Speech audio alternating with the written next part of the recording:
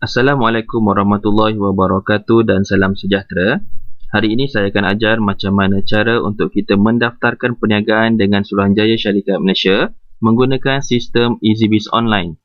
Pertama sekali, sila pastikan alamat portal yang tepat iaitu easybiz.ssm.com.my. Kemudian, masukkan username, password dan verification code. Verification code ini mestilah sama seperti verification code di atas dan klik sign in.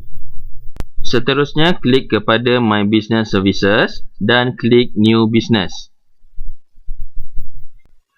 Terdapat dua jenis nama perniagaan. Yang pertama adalah personal name dan yang kedua adalah trade name. Personal name adalah nama perniagaan yang mengikut sama seperti di dalam kad pengenalan tuan-tuan dan puan-puan, manakala untuk trade name adalah nama rekaan. Sebagai contoh, ABC Store Enterprise untuk trade name. Seterusnya, tuan-tuan perlu masukkan tarikh permulaan perniagaan. Saya syorkan tuan-tuan dan puan-puan masukkan tarikh semasa.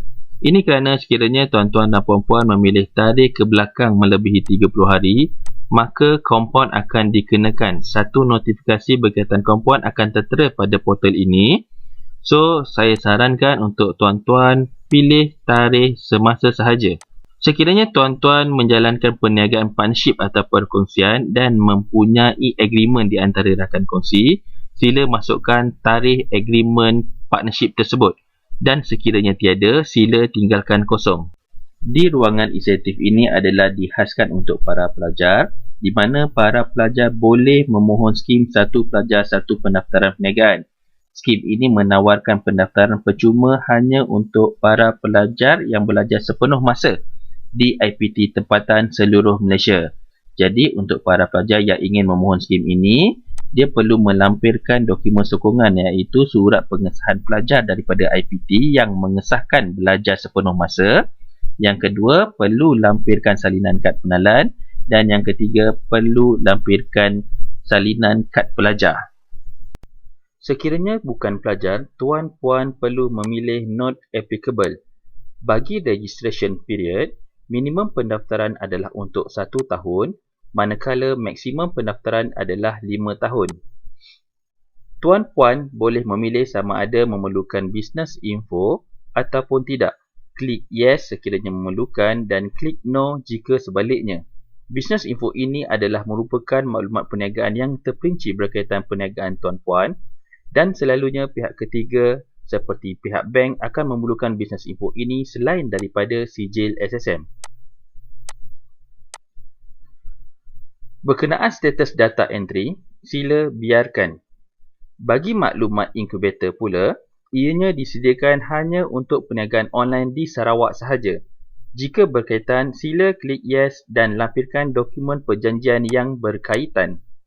Manakala bagi East Online Seller, sekiranya ada, tuan-tuan dan puan-puan perlu memilih yes. Jika sebaliknya, tuan-tuan dan puan-puan boleh memilih no.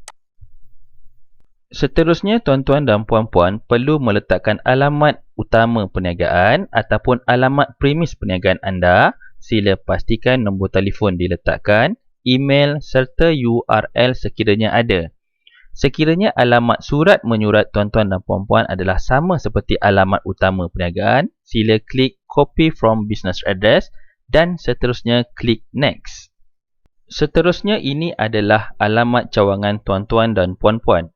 Sila pastikan alamat cawangan ini tidak sama seperti alamat utama perniagaan. Sekiranya tuan-tuan dan puan-puan ada alamat cawangan, sila lengkapkan alamat tersebut di ruangan ini dan klik update branch ataupun klik add branch. Tetapi sekiranya tidak ada cawangan, tuan-tuan dan puan-puan perlu klik next. Seterusnya, tuan-tuan dan puan-puan perlu menaip jenis perniagaan yang ingin dijalankan seperti contoh, menjual makanan dan minuman, menjual pakaian dan menjual barangan kosmetik. Sila pastikan semua jenis perniagaan yang dijalankan hendaklah diletakkan di ruangan sini, di ruangan business information. Seterusnya, tuan-tuan dan puan-puan perlu memilih add business code. Bagi contoh, menjual makanan dan minuman, hanya type perkataan akar dia. Type makan dan klik search. So, tuan-tuan dan puan-puan perlu memilih kod yang berkaitan dan berdekatan sahaja. Klik Action dan klik Add Selected Code. Seterusnya, menjual pakaian. Cari Add Business Code, type pakaian ataupun boleh letak kata akar pakai. So, klik Search dan pilih kod yang berdekatan. Seterusnya, Add Selected Code dan seterusnya kita akan cari kod bagi barangan kosmetik. Klik Add Business Code dan kita cari kata akar kosmetik. Kita klik Search dan kita pilih yang berdekatan. Seterusnya, pilih Add Selected Code dan selesai. Seterusnya, tuan-tuan dan puan-puan perlu klik Next. Ini adalah ruangan pemilik perniagaan. Sekiranya tuan-tuan dan puan-puan hanya menjalankan perniagaan secara persendirian ataupun milikan tunggal, tuan-tuan dan puan-puan boleh memilih Next. Tetapi sekiranya tuan-tuan dan puan-puan menjalankan perniagaan ini secara perkongsian ataupun partnership, sila masukkan nombor kad pengenalan rakan kongsi di ruangan ini dan klik Add Partner. Rakan kongsi perlu lengkapkan alamat dan nombor telefon. Seterusnya, klik Update. Seterusnya, tuan-tuan dan puan-puan akan perasan status kepada rakan kongsi adalah Pending Verification. Tuan-puan perlu klik Next. So, apabila tuan-tuan dan puan-puan klik Next, tuan-tuan dan puan-puan tidak boleh preview kerana rakan kongsi belum membuat pengesahan. Cara rakan kongsi untuk membuat pengesahan adalah rakan kongsi perlu masuk ke dalam portal EasyBiz, easybiz.ssm.com.my, masukkan username, masukkan password dan masukkan verification code. Verification code mestilah sama seperti di ruangan ini.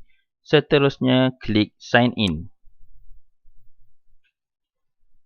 Di ruangan ini, rakan kongsi perlu klik My Business Services dan pilih Form A Partner Verification. Seterusnya, rakan kongsi akan perasan statusnya adalah Pending Verification. So, rakan kongsi perlu klik Action dan perlu scroll di bawah sekali dan pilih button Accept. Klik OK. Tuan-puan akan perasan status pending verification telah bertukar menjadi status verified kerana tadi kita telah memilih accept button accept. Setelah rakan kongsi selesai membuat pengesahan, logger yang pertama perlu masuk semula ke portal EasyBiz online mereka untuk membuat submission. Sila masukkan username, password, verification code dan klik sign in. Logger yang pertama tadi perlu klik My Business Services, klik List New Business dan seterusnya di bawah draft perlu klik Action.